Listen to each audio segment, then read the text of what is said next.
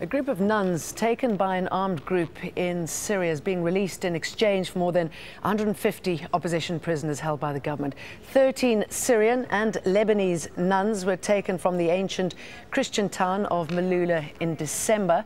Lebanon and Qatar have been involved in negotiations to release them. The opposition prisoners are expected to be freed later. Nisreen El-Shamayleh is live for us now on the Lebanese-Syrian border crossing at Masnaa. Tell us more about the release of the nuns and where they are.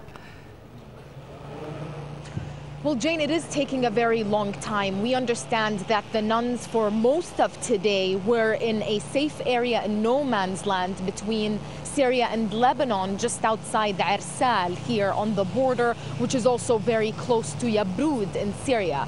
And so we understood that about an hour ago, a 30-car convoy of the delegations, the Qatari and the Lebanese delegations, arrived in the area where the nuns are staying. And it is believed that they are staying at this farm for most of today. And they are supposed to, at some point, make their way over to this part of the northern Lebanon, which is Masnaa border crossing up the street right here behind me, which takes you straight to Damascus, where the nuns are supposed to go. And we understand the Syrian government is preparing for celebrations and the ceremony to really welcome these nuns back. And as you know, the Syrian government likes to always show that it is capable of protecting minorities such as Christians. So this is a very big victory for the Syrian government when it's completed, the release of these nuns that many people have been calling for their release. Sure. Tell us more about the deal, how it came about.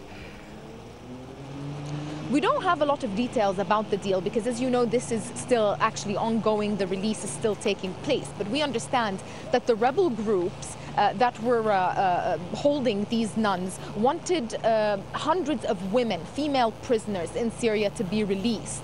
After a lot of shuttling between Beirut and Damascus by these Qatari and Lebanese officials, the rebels had to settle for the release of only 153 female prisoners. That's not a very large number because there are thousands of women in Syria who have been jailed, and rebel groups have been demanding their release. So I think this is more of a victory for the Syrian government than the rebel groups who were holding the nuns for such a long time and using their kidnapping as a bargaining tool to negotiate with the regime indirectly. All right. Thank you, Nisreen.